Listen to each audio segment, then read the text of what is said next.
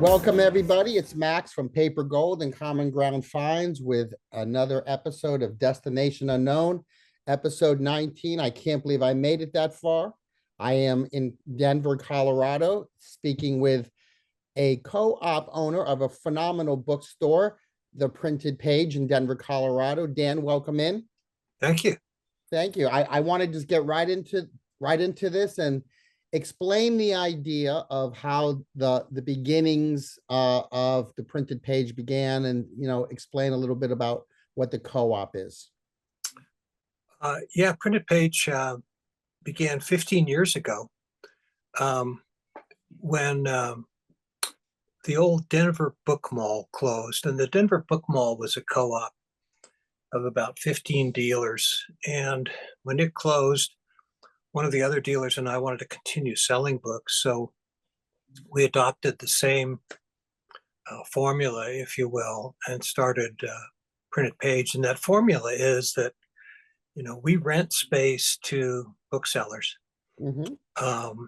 And they can take shifts at the store to lower their rent, so to speak. And at the end of the month, if they've sold more books than their rent was, they get a check. And if they've sold fewer, they write us a check. Right. But it's proved to be a really good model for us. We now have 9 booksellers.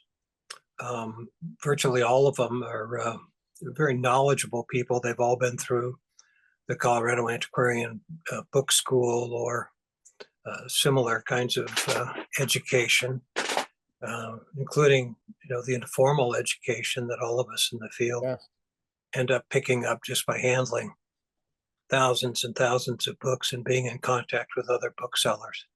So 15 years has made us very proud.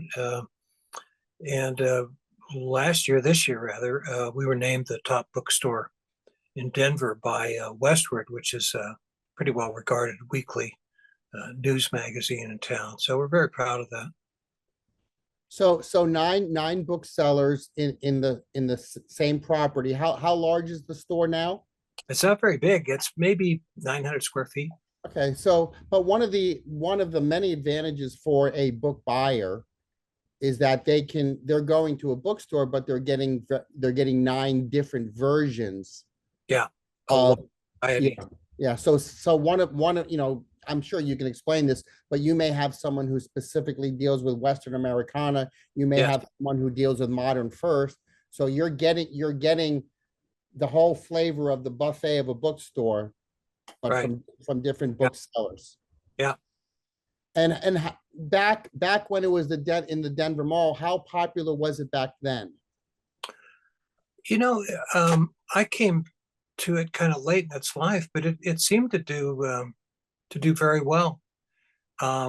It's hard to compare the two because different locations, different clientele, different time, Frank. Mm-hmm. Yes, of course. But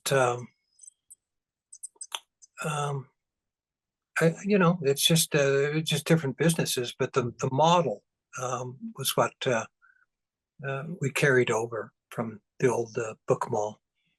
Now, does this allow you to source a lot more because you don't have to be in the store 7 days a week because you have other co-op members who will work? Yeah. So does that allow for another job, or does that allow for more sourcing, or best of both worlds?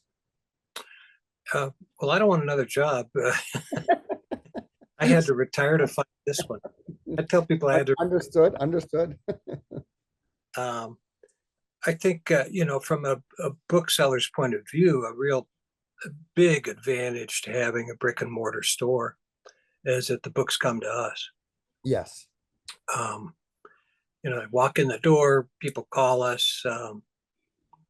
I think, that's just an advantage over someone who's just online who has to,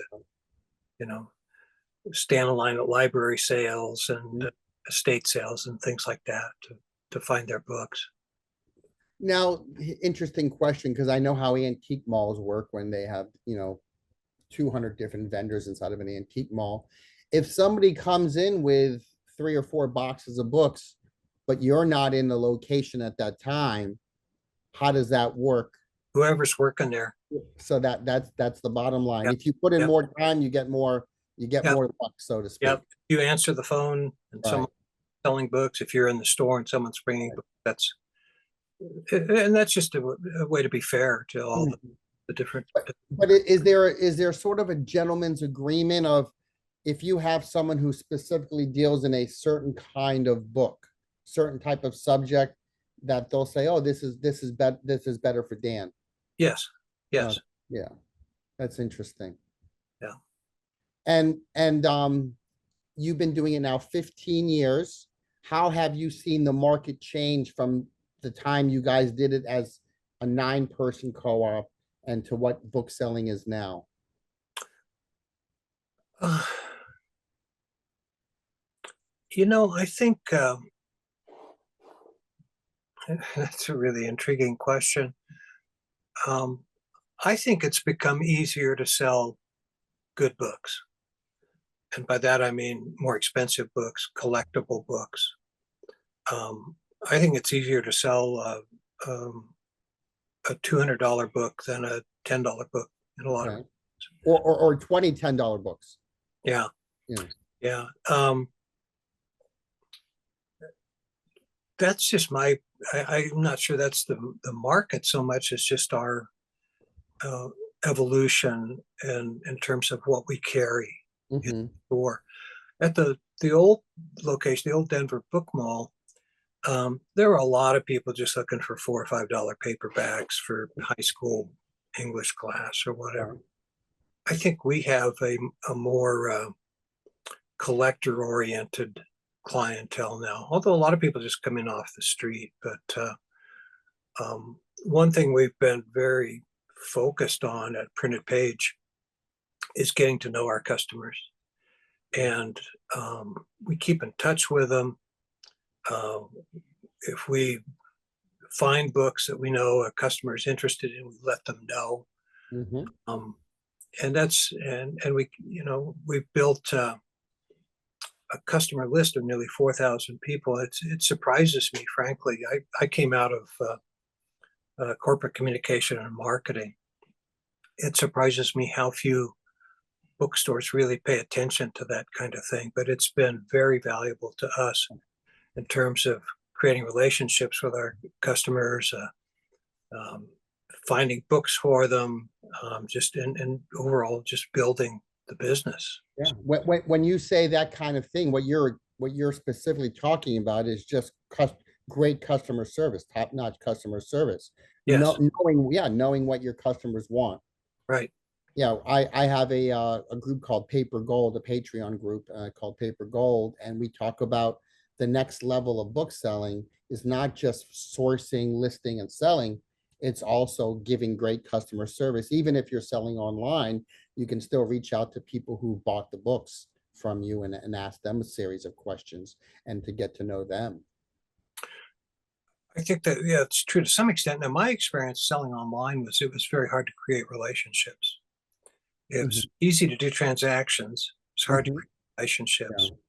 But that's really been a focus of ours. We'll often send a handwritten note to a new customer. We'll get them on our newsletter list, which is a monthly newsletter. We do not try to sell them anything through that newsletter, but we just try to bring them along a continuum, if you will, from reader to buyer to collector. Now, is that newsletter an email or is Yes. that okay? So it's not a paper leaflet or anything like that. No. So you've just been building an email list of your customer base as you go, and so everybody once a month gets Yes, right. some news. Yeah. And it keeps us, I mean, it's just simple marketing. It keeps our name in front of people, reminds them we're around. Right. We do classes in book collecting. We're heavily involved in the community. And, I think all those things just add to the fundamentals of a business. So, And how did you get started? you were in the Denver Mall 15 years plus ago, and Yeah. how did you get started in the business? Um, by accident. Like all of us, Yeah. sure. Um, in the mid 70s, going back that far, I became a fan of old time radio shows, radio dramas. And there was a guy in Denver who did a program of playing those old time radio shows. His name was John Dunning. Mhm. And we became friends. The company I worked for ended up sponsoring his show. And John was um, a bookman. I mean, he didn't have a store, but he would go out on Saturday morning scouting. Yeah. And he would call me up in my office on Monday and tell me all these things he found, that Uh, yeah. For people that don't know, John Dunning is a very well-known author too. yes, he is. So let's make sure we say that. Yeah, he wrote Book to Die, which is probably the best bibliomystery of the Mhm. 20th century, I think. Yeah. He died in May of 2023. Okay. But one thing kind of led to another, and I got very interested in books as more than just something you read, as commercial commodities. So I tried to learn as much as I could from John about what to look for. Started scouting myself, and in the mid '80s, I think it was, John and Helen opened the old Algonquin bookstore in Denver, and my wife and I were kind of silent partners in that for a few years. So um, when that ended, I still, scouted books and Right. built my own library, sold books. I told a woman once I was like a mid-level drug dealer, that I sold enough to support my own habit. She was really offended by that, but that's true. I get it though. I get it. Yeah. And I tell people I reached my career objective when my wife got a better job. I was able to quit the corporate world Yeah. and indulge my passion in books. So that's my story. Oh, well, yeah, we're gonna dive deep in here because this is very rich for me. I love the idea of John Dunning sourcing books on Saturdays, probably to flea markets and garage sales, and then Yeah, calling you on Monday to talk about his finds. yeah. Give me a little bit of that play by play, like I mean, people have to understand this is pre-computers. I mean, Oh yeah, yeah, it's a completely different world than what we know of book selling nowadays. yeah. It is. I think the fundamental thrill in the book business is finding books, Yeah. and it was very seductive and tantalizing for him to call me up and say, "Hey, I just found first a Catcher in the Rye for 25 cents at the the Goodwill in With Aurora." the dust jacket. I, I'm that's just an example I made up, but yeah, it was that kind of stuff. Yeah. Thinking, wow, that really sounds like a lot of fun. Mm-hmm. Um, and it was. And when John and Helen opened the store, um, it became more of an obsession to try to find stock for the store. And and I took pride in sort of pleasing the master, if you will. Finding books that he would say, "Now this is great," Mm-hmm. and teaching me too, not to get this kind of book or that kind of book, or like I say, a lot of, I think, what people learn about book selling is almost folkloric, that's passed from one person to another. And he was certainly my mentor. And at a certain point, you must have been thinking as you were doing this and getting better at it, because we all get better at it. At what point were you saying, I could do this full time as opposed to doing the corporate job that you mentioned earlier? Yeah, like I say, when my wife got a better job and economics were more settled, if you will, for us. It just allowed me to, and it was coincidental with the company I worked for offering an early retirement. So, Mhm. the stars are aligned here. And, I'll do this as a hobby, make a few bucks, but I'll have fun doing it. And it grew into much more than that. Yeah. So, As Nicholas Bazabane says, a gentle madness. yeah, yeah. Yeah. Another great book on book selling and other book entrepreneurship. Yeah. I, I like books about book selling. I find a lot of them are frankly kind of boring, but Mhm. one of my favorites is Adventures of a Treasure Hunter. Yeah. I don't know if you ever read that, but I haven't read it, but I've definitely heard about it. It's right. made its rounds for sure. Yeah. Anyway, Yeah. So tell me, so you're still sourcing nowadays? Do you just wait for sourcing to come in through the store, or are you actually out there sourcing flea markets? People call you up. uh, I wait for it to come to me. I know a lot of the sellers at Printed Page are quite the opposite, that they're Mm. really hustling. Yeah. They're going to library sales and estate sales and thrift stores, all that Mhm. stuff. Yeah. But yeah, it's the I think this is true of every bookseller. You want to find a way to get to the really great collections. Right. Yes. Yes. Collections rather than book. Collections rather than accumulations. Yeah. Yes, that's true too. A really focused collection, for Mm. instance, is Mhm. very, to me, very hard to find. Right. I mean, if there is an average, would you say that one a year or more, is your general number? Maybe one every couple years. One every couple years. Yeah. My last collection like that, it was just a interesting thing. This a guy who'd worked in New York bookstores in the middle 70s, Hmm.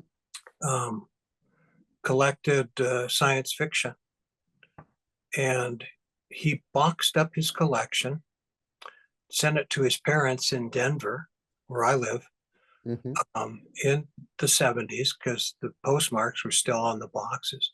These boxes sat in a house until um, last May, when this guy died, and his heir, a buddy of his, Hmm.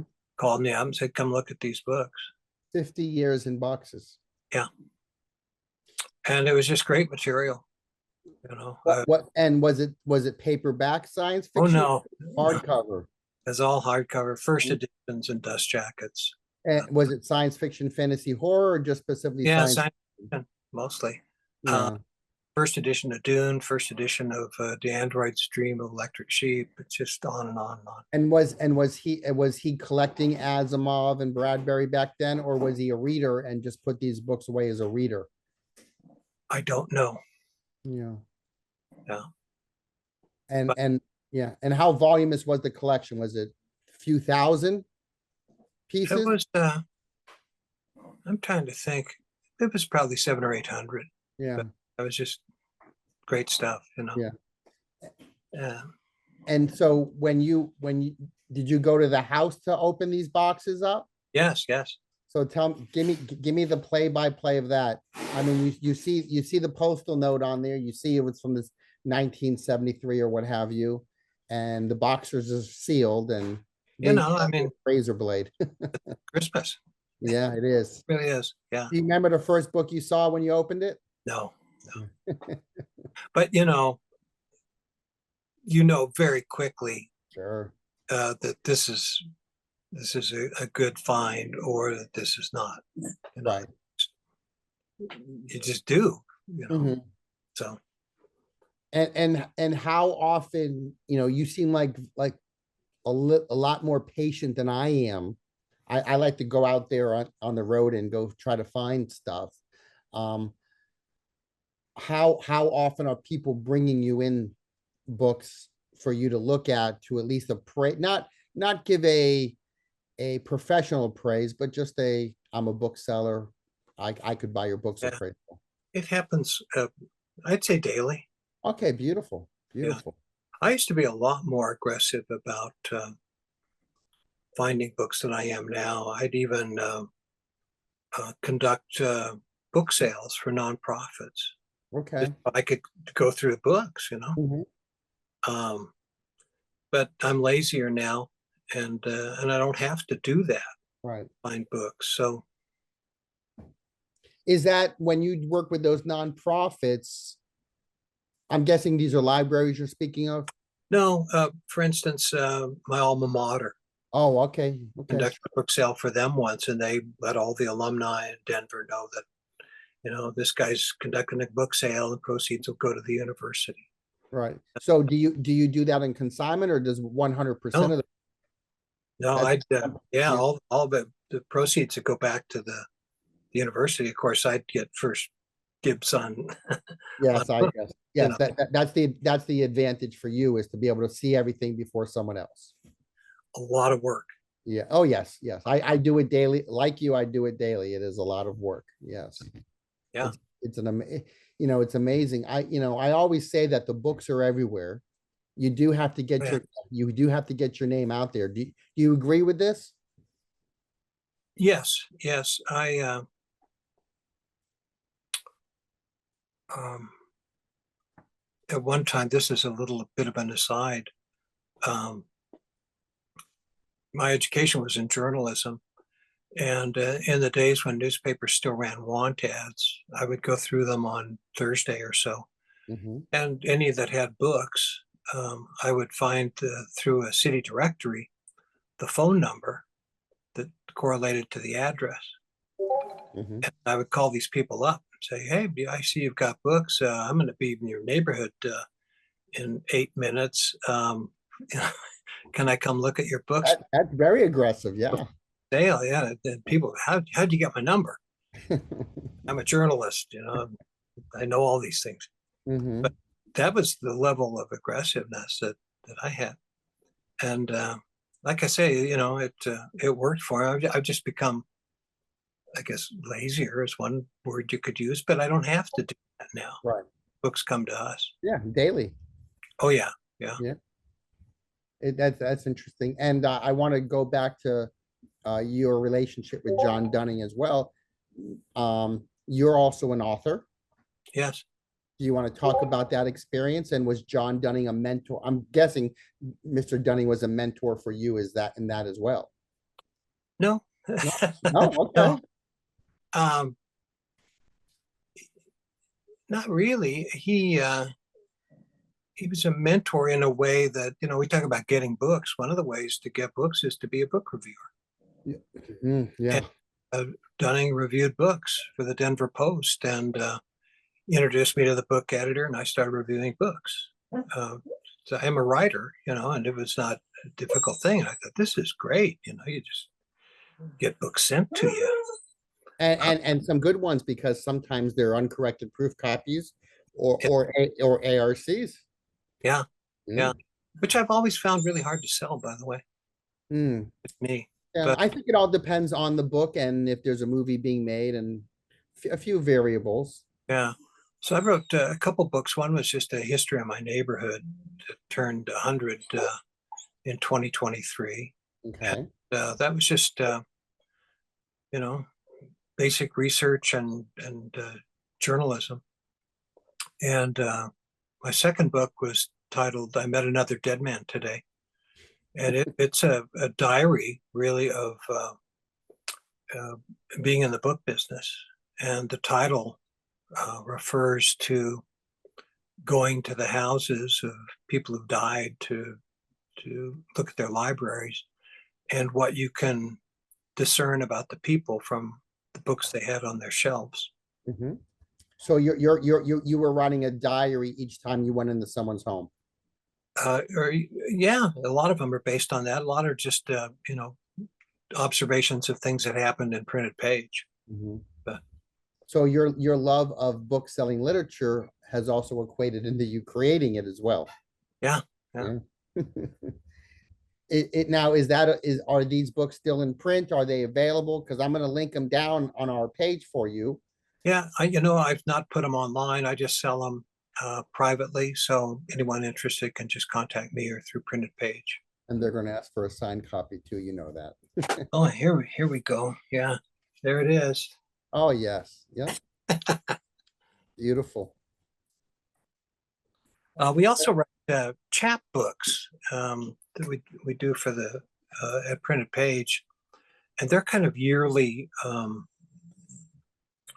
memoirs, if you will, or diaries. Okay. We do one every year as kind of a premium for customers. We send them around the holidays.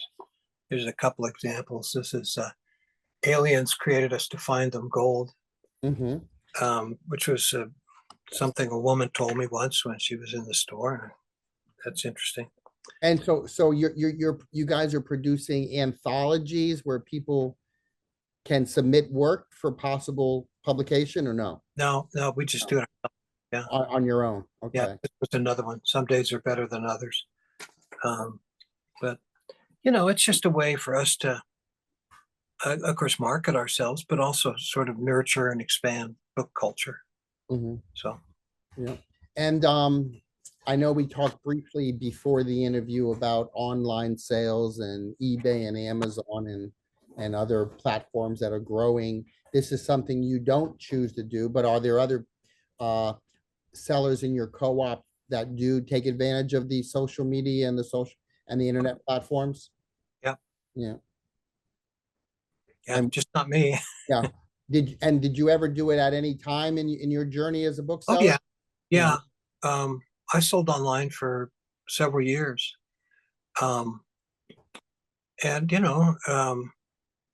it can be lucrative, at least in my experience. But I became kind of lazy. I'd rather not spend my time, you know, describing a book, cataloging it, and uploading it, and visiting the post office constantly. Um, and like I say, it was just hard to create, for me to create relationships with online sellers. I don't uh, begrudge anyone making a living online. I know people who do pretty well at it, but Right. it's just not for me. And I Mhm. think, honestly, from a buyer's point of view, anyone um, with a connection to the internet can present themselves as a bookseller. Right. And I think frankly, are a lot of people online selling books who don't really know much about books. Mhm. And I think they don't know what they don't know. Uh, That's a good point. Yeah. so, and obviously there are a lot of really legitimate, high quality sellers online as well. It's just not for me. Right. Do you see that the eBays and the Amazons of the world have helped promote book reading and book selling, or because I've interviewed some booksellers on Destination Known who are not fans of the internet and book selling. Well, it's interesting. When we started Printed Page, that was the year the Kindle came out. Mm-hmm. People said, "Oh, this is the death of books." But I've always believed that anything that encourages reading benefits us. Right.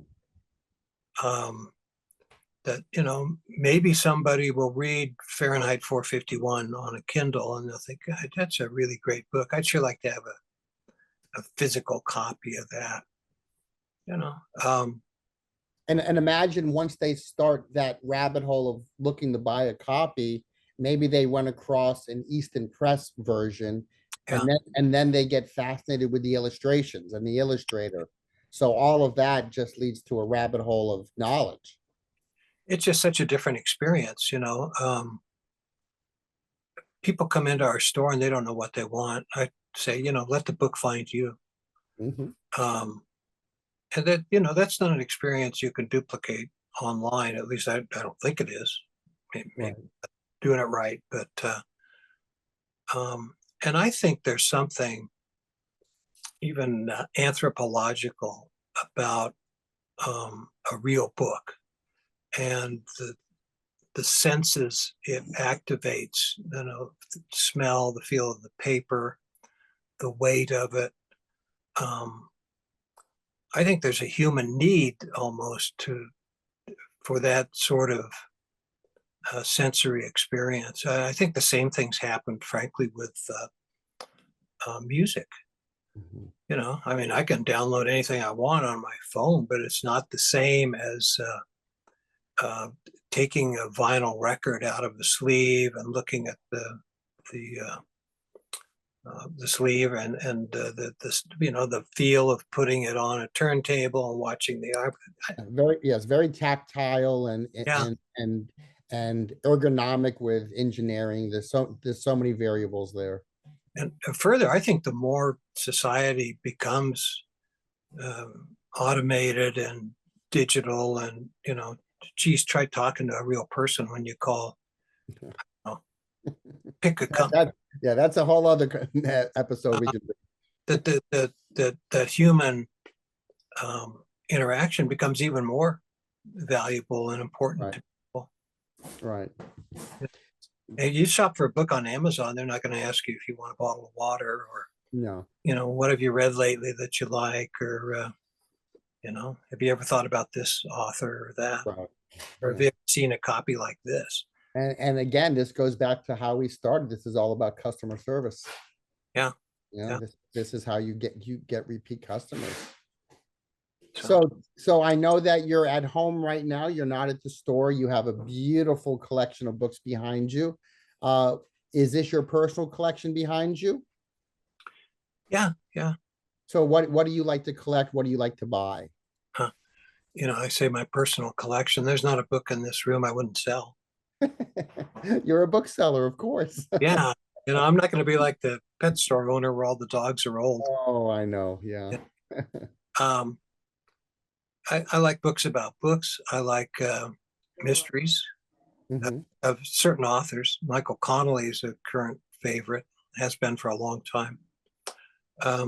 I like history, Okay. particularly, I've gone through these trends. I liked local history for a long time, Western history, Hmm. um, military history. Um, just interesting and unusual books. Manners and Morals, I think, are really interesting, from the 1800s, early 1900s. Um, And are these for collector's sake, or are you reading these books I read them. Yeah, to further your knowledge? Okay. yeah, yeah. Yeah. But And what about signed copies? Do you ever get into the autographs of books or anything like that to collect? I don't collect just because they're signed. No, Right. yeah. It's I think it's a thrill to find a book that's signed by somebody famous, to hold a book that, I don't know, that Martin Luther King held, Sure. or D.H. Lawrence, or, pick one. Right. Um, Roald Dahl. Hmm. But no, I don't collect. Those in the know understand that face. Those in the know understand that face. I don't collect just because they're signed. Right. And I'm not really a collector. I define a collector as someone really focused. Hmm. You know, I'm going to collect female mystery writers from 1900 to 1950. Right. You know, that's a collector. Mhm. I'm more of an accumulator. Yeah, I'm not. you like what you like, but there's no finish Yeah, line. I don't want to be have every book that was ever written by, Hmm. I don't know, George Lee Walker, or pick Right. someone. But no, So some of you've been a bookseller a long time. I mean, I started in the 90s, and back then people were telling me that nobody reads books anymore, and they've been saying this for years and years and years. yeah. And yet both you and I are making full-time livings as booksellers, so we know people do read. Is there any advice or anything you've learned along the way of your journey as a bookseller that you could hand down to our audience? Little tricks, little hacks, little ideas. Um, well, I think anything's anywhere. Of course, Mhm. when you're looking for books, um, get the best copy you can find. This is from the point of view of a collector. Sure.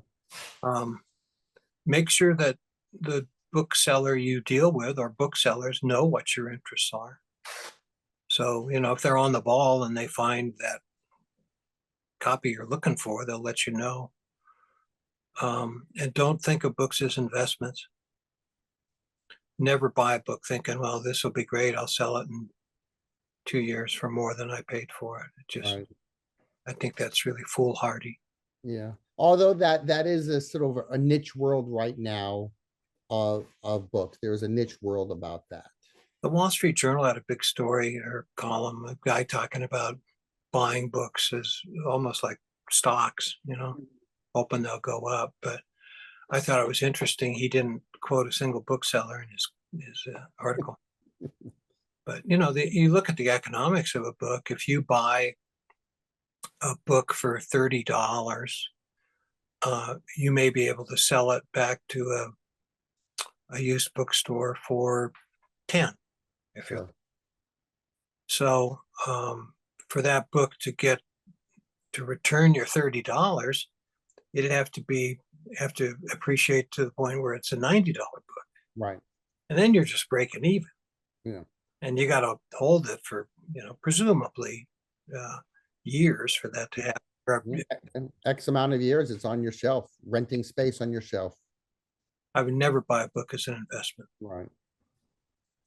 But as a not a collector, but as someone who likes what they like, is there anything that you're specifically looking for beyond subject matter when you're filling in your collection?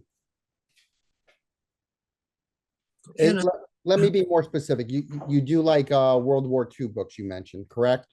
Yeah. Is there a specific aspect of World War II you're looking for? Oh, something out of the ordinary, that's been written about so much. That's not a very good answer for you, but just something different, Right. I found a diary from a bomber crew member that would fit that bill. It was very interesting, and those guys weren't supposed to keep diaries. No. And was it an American soldier? Yeah. Okay. He flew liberators over Italy. Mm-hmm. And, that was just a unique item. Yeah. How did you find that one? I think it was just at a garage sale. That's crazy. So it was someone's family history. Bunch of papers. Yeah. So, and speaking of papers, do you ever get into the ephemera end of book selling? Oh yeah. Because I really feel it's gaining a lot of traction right now. Oh, I think it is too. When you go to book fairs now, you see a lot of ephemera. From a bookseller's point of view, for one thing, it's a lot easier to cart around than boxes of books. 50-pound books or a box of some papers. Yeah. I think it's just my speculation. I think it's really the booming area of our trade is ephemera. Right. Yeah, we've had a few people on our show who have spoken about it, even the one who got us to you. And it's just that it's such a wide variety and large collector's market to find, and you can sell to university libraries. You can sell things to an individual collector, but there's so much traction going on in that marketplace right now. And I think from what I'm gathering, the younger generation who's been on the phone their entire lives is actually enjoying seeing what the paper looks like, the stuff they've only seen pictures of. I mentioned I wrote a book about the history of my neighborhood.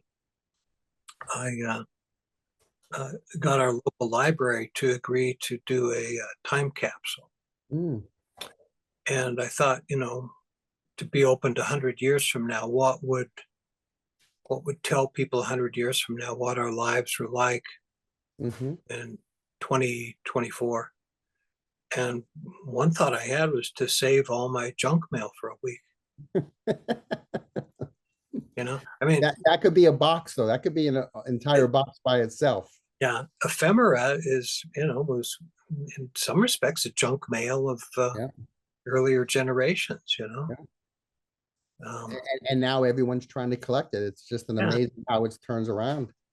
I mean, 100 years ago, you think people thought, oh, these postcards are really gonna be great, and I, Or even a restaurant menu, oh yeah, paper restaurant menu. I mean, it's just the whole market has just been blossoming and blossoming over the next couple of years, and I think it's going to continue to gain a lot of strength.